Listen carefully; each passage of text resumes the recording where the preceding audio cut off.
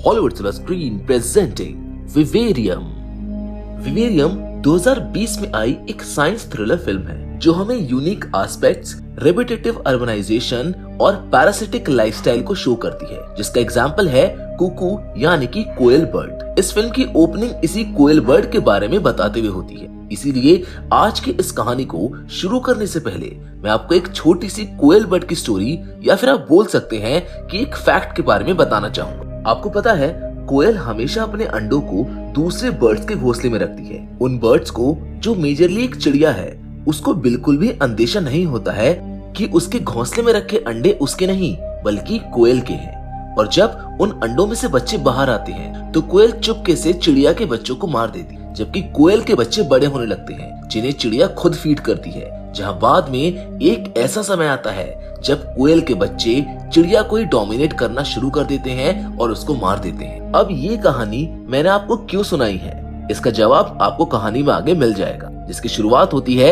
एक young couple गेमा और टॉम को दिखाते हुए। गेमा और टॉम एक नया घर ढूंढ रहे हैं, इसलिए घर की खोज करते हुए ये दोनों एक रियल एस्टेट ब्रोकर के पास जा पहुंचते हैं। इस ब्रोकर का नाम मार्टिन है जो इन्हें काफी सस्ता घर ऑफर करता है, और ऑफर इतना अच्छा होता है कि गेमा और टॉम मार्टिन के वियर्डनेस को अवॉइड कर देते हैं। मतलब मार्टिन थोड़ा वियर्ड तो था, जिसको भी दोनों इंटेंशनली अवॉइड कर देते। मार्टिन इन दोनों को एक रेजिडेंसी में ले जाता है जिसका नाम यॉन्डर होता है, और अगेन स्ट्रेंजली इस रेजिडेंसी के सारे घर एकदम आइडेंटिकल होते हैं, जो देखने में काफी स्ट्रेंज लगता है। अच्छा, यहाँ का आलम तो ये है कि घर के साथ साथ रास्ते भी एकदम आइडेंटिकल होते हैं। मार्टिन इन्हें हाउस नंबर 9 में लेकर जाता है, जिसे देखने में गेमा और टॉम इतने मशगूल हो जाते हैं कि इनको ये पता ही नहीं चलता कि मार्टिन कब वहाँ से चला गया। अब ये चीज भी बहुत स्ट्रेंज होती है, इसलिए एमा और मार्टिन वहाँ से जाने का फैसला करते हैं। ये दोनों अपनी कार में बैठकर इस यॉन्डर नाम की सोसाइटी से बाहर निकलने की कोशिश करते हैं, लेकिन बार बार ये वहीं उसी हाउस नंबर 9 पर आकर रुक जाते हैं। मतलब ये एक ऐसे डेड एंड में फंस गए हैं जहाँ सभी रास्ते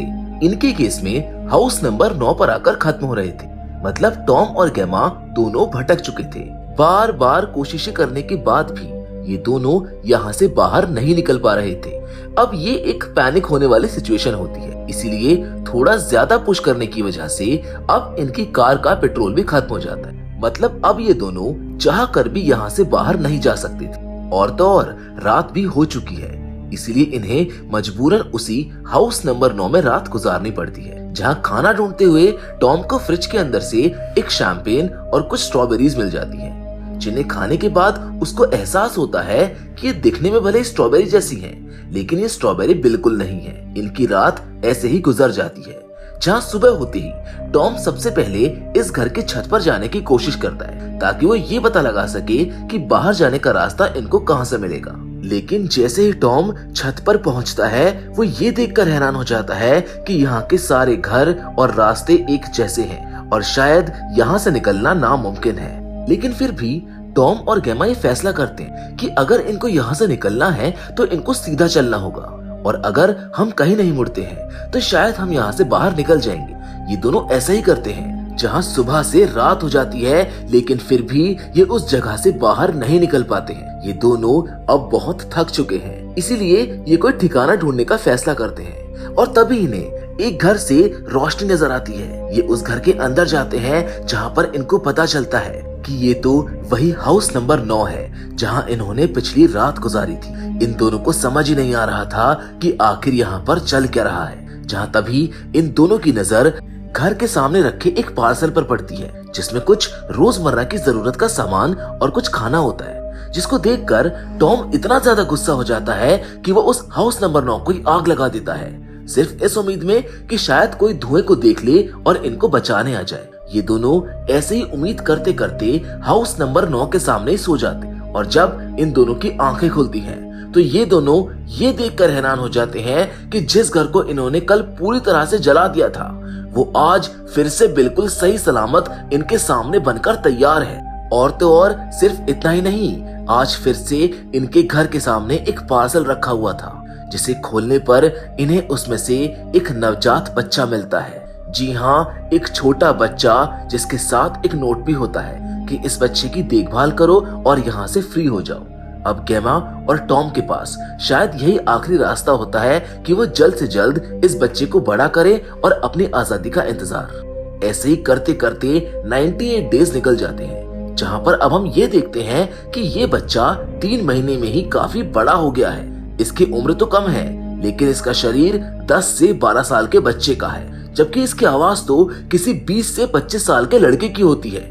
ये जगह और ये बच्चा बहुत ही वियर्ड है। ये दिन भर अजीब अजीब चीजें करता रहता है, यहाँ तक कि ये पूरा दिन सिर्फ गेमा और टॉम को घूरता रहता है, जिससे ये दोनों भी अब इरिटेट हो गए हैं। वो पूरा दिन इन दोनों की नकल करता रहता है, जिसने इन दोनों की जिंदगी जीते जी बर्बाद कर दी है। और इन सब के साथ साथ इस बच्चे की सबसे अजीब हरकत ये होती है कि जब भी इसको भूख लगती है, ये पागलों की तरह चिल्लाना शुरू कर देता है और ये तब तक चीखता रहता है जब तक इसको खाना नहीं मिल जाता। इन सब चीजों से गेमा और टॉम मेंटली और फिजिकली बीमार होना शुरू हो जाते हैं। वेल, इसका रीजन ये बच्चा और यहाँ का खाना होता है। लेकिन अब ये दोनों शायद अपने फेट को एक्सेप्ट कर चुके हैं और इस उम्मीद में जी रहे हैं कि कभी ना कभी ये यहाँ से बाहर निकल पाएंगे। ऐसे ही कुछ दिन और निकल जाते हैं, जहाँ पर टॉम एक दिन घर के बाहर बैठा सिगरेट पी रहा होता है, जहाँ गलती से उसके हाथ से सिगरेट नीचे गिर जाती है और सिगरेट के नीचे गिरते ही वहाँ की घास अपने आप गायब हो जाती है और पहली बार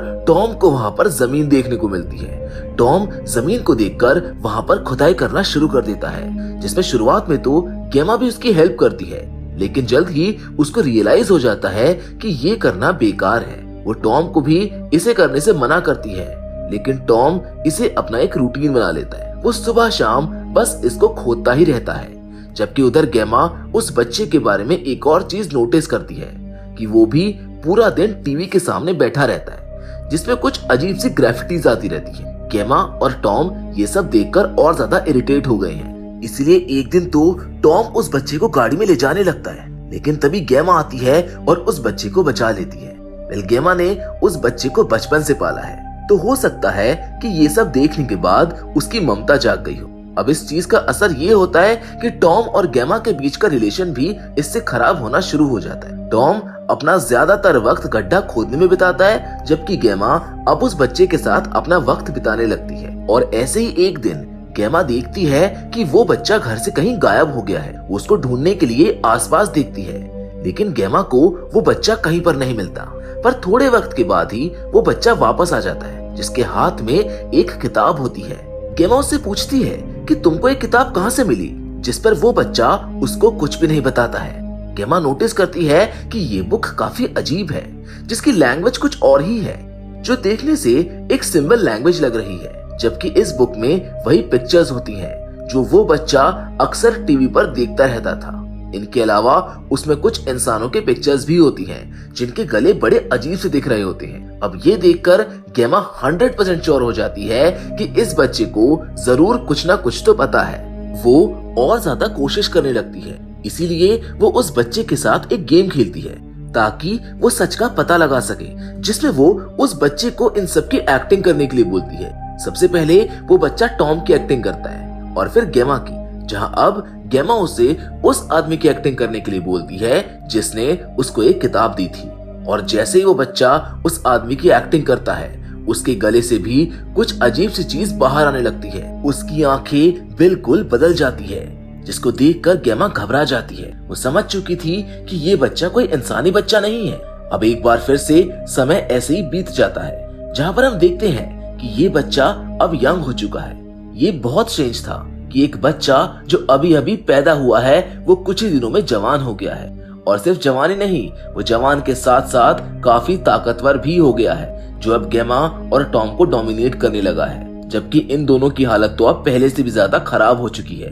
देखने से ऐसा भी लग रहा है जैसे ये दोनों अब इस बच्चे से डरने लगे हैं, जो इनको यातनाएं दे रहा है और मारता भी है। इस चीज की पुष्टि टॉम के शरीर को देखकर हो जाती है, जिसके पूरे शरीर पर सिर्फ चोट के ही निशान होते हैं। टॉम गेमा से पूछता है कि आखिर क्यों तुमने मुझे उस दिन इस बच्चे को मारने नहीं दिया था, जिसका जवाब शायद गेमा के पास नहीं होता है। ये बच्चा अब आदमी बन गया है, जो हर रोज कहीं ना कहीं चला जाया करता था। गेमा ने उसका पीछा करने की कोशिश भी की थी, लेकिन वो जाने नहीं पाती कि आखिर ये जाता कहाँ है। तभी आगे हम देखते हैं कि टॉम को खुदाई के दौरान वहाँ पर एक लाश मिलती है, जिसको देखकर वो बहुत ज्यादा डर जाता है क्योंकि उसकी हालत अब बहुत ज्यादा खराब हो गई है। गेमा भी टॉम को देखकर समझ गई है कि उसको मदद की सख्त जरूरत है, लेकिन वो कुछ कर भी नहीं सकती थी। वो उस बच्चे को आवाज लगाती है, लेकिन ना तो वो घर से बाहर निकलता है और ना ही इनकी मदद करता है, जबकि वो तो घर के दरवाजे तक बंद कर लेता है। टॉम और गेमा रात भर घर के बाहर बैठे रहते, जहाँ सुबह होते होते टॉम की मौत हो जाती है। जिसके बाद वो लड़का बाहर आता है जो गेमा को एक पैकेट देता है, जिसमें गेमा टॉम को बंद कर देती है। जिसके बाद वो लड़का टॉम की डेड बॉडी को उसी गड्ढे में फेंक देता है जिसको टॉम ने खोदा था। इन सब चीजों से गेमा बहुत परेशान हो जाती है, इसीलिए वो अब खुद उस बच्चे के ऊपर अटैक कर देती है और स्ट्रेंजली वो बच्चा किसी जानवर की तरह चलता हुआ जमीन के अंदर से होता हुआ कहीं पर चला जाता है।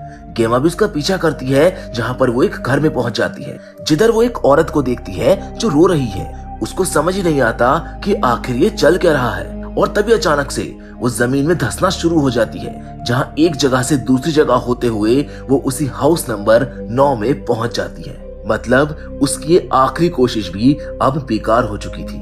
देखने से ही लग रहा है कि अब उसकी हालत कितनी खराब हो चुकी है। वो ठीक से चल और बोल भी नहीं पा रही है। इसीलिए वो लड़का अब गेमा को भी उसी पैकेट में डालकर उस गड्ढे में जिंदा ही गाड़ देता है। जी हाँ, वो गेमा को जिंदा दफना देता है। और हैरानी की बात तो ये है कि जैसे ही वो उसको गड्ढे में दफनाता है, वैसे ही वहां फिर से घास उगाती है। जिसके बाद वो लड़का उस घर को पूरी तरह से पेंट करता है, जहां वो गेमा और टॉम के हर निशान को मिटा देता है। जिसके बाद वो इनकी गाड़ी लेकर मार्टिन के ऑफिस पर पहुंच जाता है, जो अब बहुत बूढ़ा हो चुका है। ये बहुत स्ट्रेंज है कि मार्टिन इतने कम समय में बूढ़ा हो गया, जबकि ये लड़का इतने कम समय में जवान। जिसके बाद ये मार्टिन को भी एक पैकेट में डालकर वहीं ड्रॉअर में डाल देता है और खुद मार्टिन का बैज लगाकर मार्टिन बन जाता है। जहां थोड़ी देर के बाद एक और कपल आता है और तभी ये कहानी यहीं पर खत्म हो जाती है। तो दोस्तों, मैं जानता हूँ कि अभी भी आपके मन में कई सारे सवाल होंगे कि आखिर ये बच्चा कौन था और ये यॉन्डर सोसाइटी इतने वियर्ड और फिक्शनल क्यों थी। वेल, इस मूवी का रियल मीनिंग इस कहानी की स्टार्टिंग में ही क्लियर कर दिया गया था, जिसमें हमें कुकू बर्ड के बारे में बताया गया था, जो अपने बच्चों को पालने के लिए दूसरों की जान ले लेती है। ठीक उसी तरह ये बच्चा किसी एलियन स्पीशीज का बच्चा था, जो पृथ्वी पर आए, जिन्होंने सबसे छुपकर एक ऐसी एलियन कॉलोनी यॉन्डर का निर्माण किया, जिसमें ये अपनी स्पीशीज को बिना खतरे के ग्रो कर सकते थे। इनकी ये कॉलोनी इतनी ज्यादा आइसोलेटेड और सिक्योर्ड थी कि इसमें ना तो कोई इंसान अपनी मर्जी से आ सकता था और ना ही यहाँ से कोई बाहर जा सकता था। यहाँ तक कि यहाँ की जमीन और आसमान सब कुछ नकली था। ये एलियन स्पीशीज पहले तो इन्हें सस्ते घरों का लालच देते और फिर इन्हें इस यॉन्डर सोसाइटी में कैद कर देते ताकि इंसान इनके बच्चों का पालन पोषण कर सके। मतलब इंसान एक तरह से इनके लिए केयर टेकर का काम करते हैं और जैसे ही इन एलियंस के बच्चे बड़े होने लगते हैं, वो अपने केयर टेकर को मार देते हैं, जैसा कुकू बर्ड का बच्चा करता है।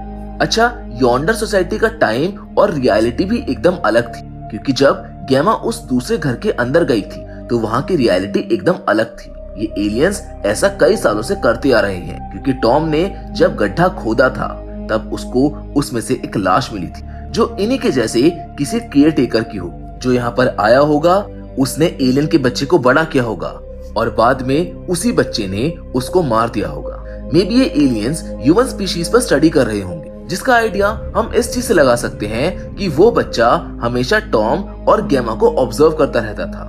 अब ये एलियन कौन है और कहां से आए हैं, ये तो हमको इस कहानी में नहीं बताया गया है, लेकिन ये एलियन जो भी है, ये बहुत ज्यादा खतरनाक है, जो इस यूनिवर्स में आगे चलकर काफी तबाही मचाने वाले हैं। वेल, आज की इस कहानी में तो बस इतना ही। आपको ये कहानी कैसी लगी हमें कमेंट में जरूर बताइएगा। बाकी एक फन फैक्ट मैं आपके साथ शेयर करना चाहता हूँ, जो एक्चुअली में एक क्वेश्चन है।